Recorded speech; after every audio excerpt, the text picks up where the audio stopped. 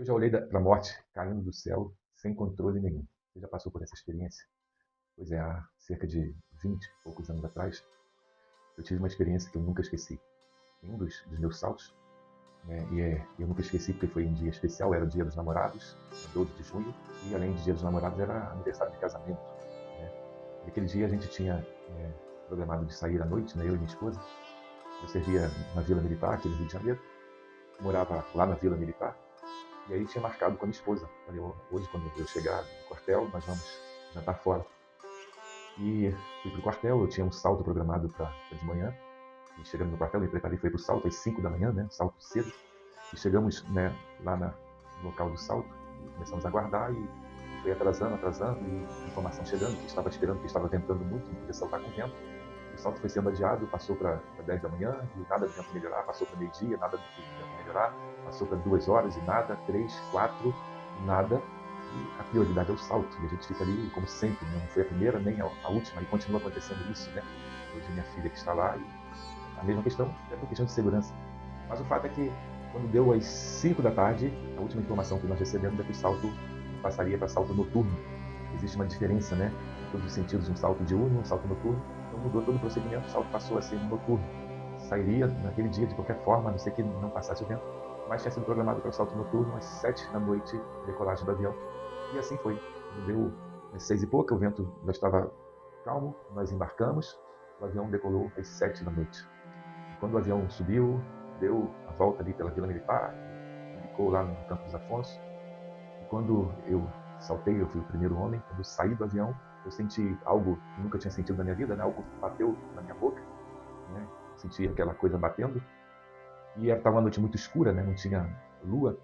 Eu fiz o procedimento padrão, né? Contei ali o tempo que a gente tem que contar, 1.000, 2.000, 3.000, 4.000. Eu olhei do alto, como a gente deve fazer, para verificar o velame se realmente abriu. Só que à noite, a gente, dependendo da noite, a gente não consegue ver. E aquela era uma dessas noites, noite sem lua. Eu não conseguia ver, né, se o paraquedas estava aberto. Mas eu percebi algo diferente.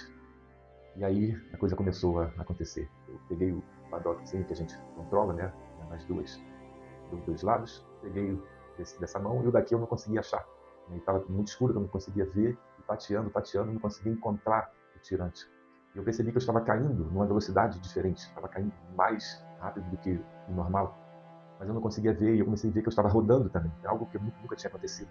Eu comecei a rodar, rodar, rodar, e eu não achava, e tentando, e teve uma hora que eu vi, né, quando eu olhei para baixo, eu vi que eu estava caindo muito rápido, algo estava anormal, mas eu ainda sentia uma certa resistência do paraquedas, eu não conseguia ver o que estava acontecendo, e de repente comecei a ouvir as pessoas lá embaixo gritando, né, os militares ficam no apoio lá embaixo, comecei a ouvir eles gritando, né, prepara, prepara, prepara, e eu falei, eu acho que é comigo, mas o fato é que eu não tinha o que fazer, eu vi o chão chegando muito rápido, como eu falei inicialmente, eu vi a morte, né, chegando próximo, e eu não tinha controle, eu não tinha que fazer. Tudo que eu tinha que fazer eu já havia feito. Eu não podia acionar o paraquedas reserva porque eu não estava vendo acima, né, e o procedimento diz isso: se você não consegue ver, se você abrir o paraquedas, você piora, você embola um no outro, aí a morte é certa. E eu fiz de tudo, mas não tinha mais controle, e eu lembro que eu fiz uma coisa, né, na última instância. Eu falei, Deus, minha vida está nas tuas mãos. Eu fiz tudo o que eu precisava fazer, o que eu tinha para fazer, tudo que é previsto, e não tenho mais controle, não estou achando aqui o controle dessa mão, e comecei a tentar controlar só com essa mão. Puxava e largava para ver se o paraquedas esfriava um pouco. E assim foi. Eu fui, até que comecei a melhorar o controle. Ele começou a diminuir um pouquinho, e até que eu bati no chão com muita força. Né? E eu lembro que eu caí, veio todo mundo correndo em cima de mim, assustado. E eu também com medo, né? Até de olhar, abrir os olhos. E olhei para mim, não tinha sangue, né? Não tinha arranhão, não tinha nada. E eu comecei a dobrar o paraquedas, todo mundo em volta de mim, sem falar nada, e eu também sem ação, sem saber o que falar, porque eu não estava entendendo o que tinha acontecido. Comecei a dobrar o paraquedas, e tudo escuro, como eu falei, até que no momento minha mão, puxando os tirantes, a minha mão pegou algo sólido ali no meio dos tirantes, né? Um tecido, algo duro. Quando eu olhei, era uma peça de metal. Eu virei para o militar, que era o responsável, né, pela manutenção, que estava ali, né, que sempre tem um, pela manutenção dos paraquedas, para verificar procedimentos. E ele olhando para mim também sem entender, olhando sem falar nada. E eu peguei aquilo ali, eu falei, olha, o que é isso aqui? Estava embolado no meio dos tirantes. Ele pegou, olhou para mim, olhou para aquela peça, olhou para mim e falou, olha, o senhor é um homem de sorte. Eu falei, por quê? Porque isso aqui é a argola em delta. Agora em delta é uma peça de aço, né, que fica nos dois lados aqui do equipamento, segurando os tirantes que saem daqui para sustentar o paraquedas. É uma peça, né, uma argola de aço onde os tirantes são presos ali.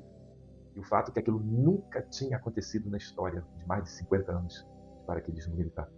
Aquela argola tinha soltado e os tirantes desse lado foram. E quando chegou no meio, né, inexplicavelmente, segundo o profissional especialista na dobragem, ele embolou com o outro do outro lado, de forma que ele prendeu e o paraquedas ficou de lado. Ou seja, eu tive um pouco de sustentação porque ele prendeu ali no meio, de alguma forma. Então eu vim rodando, né, caindo mais rápido, mas com um certo sustento. Se ele não tivesse agarrado do outro lado, o paraquedas ia fazer isso. Ia acontecer o que a gente chama de embandeiramento, né? Ia virar uma bandeira, o paraquedas, eu ia descer direto, sem nenhuma sustentação, e aí a morte era iminente. Né? E o pior, a noite escura, eu não ia conseguir ver, e quando a gente sai do avião, é questão de menos de um minuto, né? Se o paraquedas não abrir, é questão de segundos, menos de um minuto, 40 segundos, você já está no chão, ou seja, muito rápido, você não tem tempo de reação se ele não abrir, ainda mais sem você ver e sem entender, você não... Enfim. Eu cheguei em casa e contei isso para minha esposa, né? Já tarde, né? Já não dava mais para sair, e contei para ela o que havia acontecido, e ela começou a chorar, e ela falou, olha, você não sabe o que aconteceu. Que horas foi isso? Eu falei, 7 da noite, na hora que o avião saiu, por volta de 7h05, eu estava saindo do avião, ela falou exatamente nessa hora. Eu estava lavando a louça, preparando tudo, esperando você chegar para a gente sair. Né? Nesse exato momento, eu senti algo em mim dizendo, vai para o quarto orar pelo seu esposo. E ela disse que foi para o quarto, se ajoelhou e orou, Senhor, guarda meu marido, não sei o porquê, mas tome ele nas tuas mãos. Exatamente nesse horário. Para alguns, né, pode ser coincidência. Para alguns que não acreditam em oração, a Bíblia diz o seguinte, tem uma história em Atos capítulo 12, que Pedro estava preso, e a igreja começou a orar por ele. Num determinado momento, né, as suas correntes se quebraram, um anjo apareceu dentro da cadeia, né, pegou Pedro pela mão, e quando estava saindo, a porta se abriu, os guardas que estavam do lado de fora não viram, Pedro saiu, e ao sair da cadeia, ao se dirigir para casa, ele diz o seguinte aqui, no versículo 11 do capítulo 12 de Atos. Então Pedro, caindo em si, disse, agora sei que, de fato, o Senhor enviou o seu anjo e me livrou da mão de Herodes e de toda a expectativa do povo judeu. Tiago, capítulo 5, versículo 16, diz também o seguinte, portanto, confessem os seus pecados uns aos outros e orem uns pelos outros para que vocês sejam curados. A oração do justo é poderosa e eficaz. Tem gente que não acredita em oração. Tem gente que até crente não pede nem oração. Porque não crê, porque nunca teve experiência com Deus.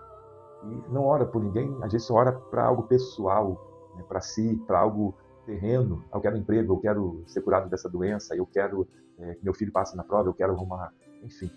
Mas não tem a fé verdadeira que Deus pode curar, que Deus pode salvar, que Deus pode, enfim, fazer tudo. Só que tem um segredo, e talvez por isso muita gente não acredita e não vive isso. O texto diz o seguinte, o texto de Tiago, que lemos agora, portanto, irmãos, confessem seus pecados uns aos outros e orem uns pelos outros. O grande segredo é esse. Confessem seus pecados, porque o texto vai terminar dizendo, porque confessem, orem, porque a oração do justo é poderosa e eficaz. O que é justo? Justo não é quem é perfeito, não é essa justiça da terra, eu faço tudo certo, não é essa justiça. Justo é aquele que foi justificado por Jesus, ou seja, é aquele que é salvo, é aquele que entregou sua vida e foi justificado por Jesus. E quem é justificado por Jesus não vive em pecado. Por isso ele diz, confessem seus pecados. Tem gente que vive pecando. Ah, mas é só um pecadinho, eu só falo mal, eu só critico. É pecado. É igual matar, roubar. É pecado. E tem gente que não tem experiências com Deus por conta disso. Mas eu queria finalizar te dando essa certeza. A oração do justo é poderosa e eficaz. Pode livrar da morte. Pode livrar seu filho, seu casamento, sua vida. Pode fazer tudo. A oração do justo é poderosa e eficaz. Eu me vi na morte ali, caindo sem controle. Mas havia alguém orando por mim. Que Deus te abençoe. Que você tenha uma vida verdadeiramente de fé, de oração, de certeza que Deus pode mudar o quadro da sua vida. Não importa se você está caindo no seu casamento, se você está caindo nos seus filhos, não importa qual seja a queda que você esteja vivendo. Deus pode mudar esse quadro. Deus abençoe.